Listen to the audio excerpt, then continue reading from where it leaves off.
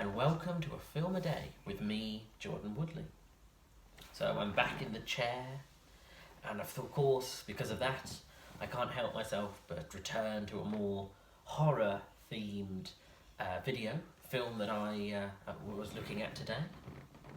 And so I decided to delve into the pages, or adaptation of the pages, of H.P. Lovecraft. Today, looking at Colour Out of Space, the Richard Stanley adaptation. Now, I will confess, we at the moment we appear to be going through a bit of a Lovecraftian phase of horror. You know, with things like Lovecraft Country. I've noticed a lot of audio drama adaptations, things like Arkham County, which is an original Audible audio drama, and things like Lovecraft Investigates, which is the BBC audio drama, and it just appears at the moment we're going through a bit of a Lovecraft phase in media. Now, I will confess, I've never been a huge Lovecraft fan. I read a couple of his works, and it's never really been the kind of horror that's necessarily appealed, at least his writing style has never appealed to me. And of course the racism also is a little off-putting. But I appreciate the world building that went into a lot of the fiction. I do think Stephen King manages to do that sense of scale and fifth and sixth dimensional ideas a little more to my taste. But of course, credit has to be paid to Lovecraft for really pushing our ideas of horror and these sort of ethereal ideas of gods and concepts beyond our understanding. And of course, I've talked extensively about the fact that horror at its core should be about, you know, the unknown and the inconceivable, and the ways in which we try to process things that we don't understand. Of course, whether that be the acts of serial killers like Halloween or Texas Chainsaw Massacre, or creatures whose methodology, whose ideas we can't empathise with, you know, relating back to the sort of the arachnophobia principle. So, of course, going to Alien being the default. But the problem, of course, is that as we have assimilated these kinds of stories into our fiction, it becomes increasingly more difficult to create a greater sense of horror that we haven't seen, and those ideas that are inconceivable become easier to break down, and we start to build lore and explanations about why things are the way they are, the origins of villains, the way that these sort of unknowable monsters work. And of course, as I talked about with Tomorrow War, aliens are an incredibly difficult creatures to create within horror fiction, because, as I say, Alien did it definitively. And yes, there have been many alien-based horror films that have gone on since then. I mean, The Thing is one of my favourite films of all time, and again, it explores the idea of a creature that we understand what it is, but we don't understand how it is and why it is, and you know, and the horror of the way that the thing works is one of the strongest conspiracy psychological thrillers. But as I said, with Edge of Tomorrow and the Tomorrow War and stuff like that, as you try to come up with different kinds of aliens and monstrous aliens, they end up just being either derivations of animals, where you go, oh, you know, it's a lion with a shark's tail, or creatures that are, again, derived from things that we already know about. So, you know, the designs of creatures like from the Tomorrow War, as much as I praised the style of it, again, is very sort of alien, it's very Lovecraftian, you know, just tentacles and shells, and again, it's a little bit octopus, a little bit turtle, a little bit insect, and unfortunately we do go round and round to the point where I question whether there will come a point when we struggle to come up with new monstrous aliens in fiction that people go, oh, the idea of this is horrifying, not just the execution. And I think maybe that's why Lovecraft has really come back into fashion, because Colour Out of Space is a demonstration of the alien being something that is not just a creature, but a concept that really is hard to process and assimilate. So the story of The Colour Out of Space is very simple. I mean, it's based on a short story by Lovecraft, which is an alien meteorite lands on Earth in a farmer's field, and from it comes this light, and then it affects his farmer and his family and starts to warp the reality around them. And the depiction of this in Richard Stanley's adaptation is genuinely haunting and horrifying. So we have Nicolas Cage, who plays this sort of urban turned rural, sort of modern farmer, and he's and what I really like is you get the relatability of this family. Two teenagers, a young child, a wife who's busy trying to run the business of the farm while he's trying to sort of run the everyday management, and you really get a sense of their dynamics and their personalities, and great effort is made to make them relatable people. Because once, and again, I think the beauty of something like this kind of story and the way it works is they're already a little bit strange.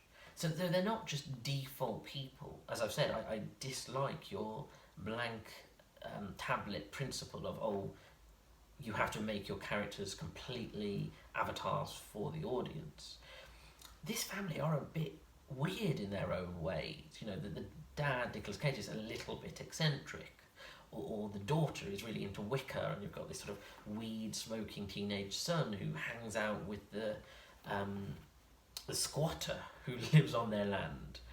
And so they're already a bit strange, and there are these tensions with the local community, and the fact that the mayor is very clearly doesn't like this family, and the fact that they're a disruption to this dam that's being built. And as you have these personal relationships and dramas, and then of course these bigger ones, and you have the fact that the daughter desperately wants to leave.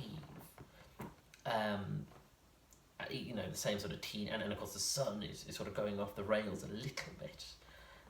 And you get those sort of interpersonal relationships, but you see the meteorite land, but what you also get is a sense of it's not entirely clear when things start to go wrong.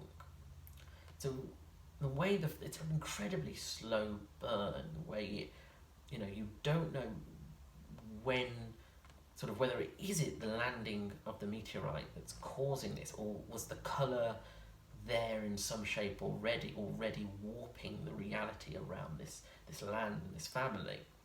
Because characters do, even from the beginning of the film, certain characters act strangely, and it might be their own actual eccentricities, or it might be the colour affecting them.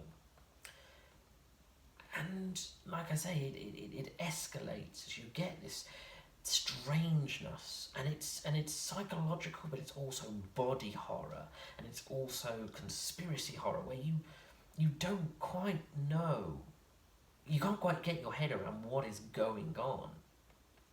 The beauty of it, and this feeds into, and I think this is why Lovecraftian horror is starting to really come into fashion, is it reminds me of films like, of course, like the recent Stephen King It, or some more mature science fiction like Arrival or Annihilation, where the alien isn't a creature that we just recognise. It's more, we understand that it's a thing, but we don't quite know, is it a living consciousness? Is it a warp in reality? Is it some kind of god being that is manipulating everything? It's very unclear. But the fact is that it's changing things. and all of a sudden you get creatures that are truly disturbing. You get, you know, people who are starting to act in ways they shouldn't, and the idea that this colour is around, but it's not just the colour and it's not just the meteorite, it's getting into the water, it's getting into the land, and you can almost see this ripple effect as the more time that they're on this farm, the more there's almost like this sense of, oh, maybe this, I don't know, this llama drank this water that was affected by the colour, and everything starts to sort of have this like sense of, oh, what started this? We know the colour is the source, but we don't quite know how things are being changed. And it doesn't just go for straight, oh, everything's being mutated into monsters. It explores layers of things like time is being altered, light, night and day, reality itself is being warped. As I say, it feeds into things like annihilation is the direct link, where you have that sense of something not just alien in terms of being an alien creature, but alien in concept is changing the world around itself, and it's having a really like disturbing effect. And of course you get to the point in which things really take a dark, more Cronenberg turn, and of course you have the thing with the llamas in the barn, or you have the mother and son and what happens to them. And of course, as I say, that it's not just a body horror, but it's also psychological. As Nicolas Cage, who, you know, considering this isn't a particularly big Nicolas Cage film, he demonstrates that Nicolas Cage is an actor who knows how to walk the line between reasonable and just off-the-wall levels of bonkers, because he switches between being the normal, slightly eccentric farmer dad character, but you see him becoming this other person, and the performance type reminds me, and you can sort of see these moments where he slips into this personality that reminds me of Vampire's Kiss, of course, one of Nicolas Cage's first films, and he has this, you can see the switch happening in him. And it happens to all the characters. Sometimes they seem reasonable, sometimes they are acting really strangely, sometimes they know that something is wrong around them, sometimes they don't. And the sense of sort of, you know, the ground underneath you don't know who to rely on. You don't know what's happening as an audience member. You have one character who comes in and out of the farm who's desperately trying to work out what's happening, and also trying to help some of these family members. And he's kind of your normal person, and your witness to the horror. But as I say, it's you're in with this family, and as they're being changed, their minds and their bodies are being altered. It hits that level of horror where you don't know what's going on, and there isn't a full explanation. And like with a lot of Lovecraft, it's about the idea of alien not just being other planetary or interplanetary, but being interdimensional, and reality, and the idea of our concept of the universe being much more complex than, you know, we as mere humans understand. And so in that respect, it's so rich, and it, like I say, it spans from psychological horror to slasher to Cronenberg, and it really explores that idea of the alien in its rawest concept. No, I think this is an excellent film. I think it's a true horror, and when you get to the end, it goes, whereas Annihilation, or from like Coherence, I think is also another counterpoint to this, where, you know, you get to the end, and whereas I think Annihilation doesn't entirely work towards the end for me, the way this escalates and climaxes at the end is truly horrifying and leaves this real imagery within your mind. The only thing I suppose that doesn't quite work, so it's a multi-sensory experience. You know, the characters are, even from the beginning, the characters are being affected throughout all of their senses. They're hearing, their smell. They keep saying to, like Nicolas Cage saying to people, can you not smell this thing? And many characters say, no, we can't. And they hear things, they see things. The only thing that I think doesn't quite work is the fact that it's the colour itself as described in the text, is supposed to be this inconceivable colour that we've never seen before. Now, in this adaptation, they decide to depict it, and of course, in literature, you don't, you can just say that's what it, it's indescribable, and because they show it, you kind of go, well, yeah, it's a colour I've seen. It's not the strangest colour in the world. It's not something I've not seen before. And I think that's unfortunately the only place where you kind of go, oh, I wish it didn't do that. But of course it has to be presented because it's sort of the core of the film. But as I say, it's a multi-sensory experience, and I think that's what really makes it interesting. This is an excellent film, genuinely an excellent horror film. And I would love to see more horror that sort of pushes this kind of boundary. And in spite of his views, if we apply Death of the Author, I think Lovecraftian works are really something that should be explored further and used within contemporary storytelling to sort of expand the idea of the alien horror. Anyway, thank you for joining me. If you like this video, hit the like button, comment below and share this video, because there's all helping the algorithm. Subscribe to the channel and hit that little bell to get notifications of when new videos are uploaded. Check out my back catalogue of over 150 videos, getting closer to that 200. And follow me on Twitter at Jordan_Woodley, where I'm always tweeting about TV shows and films, and I share these videos once they're uploaded to YouTube, either the day of or the day after. Thank you for joining me. Take care.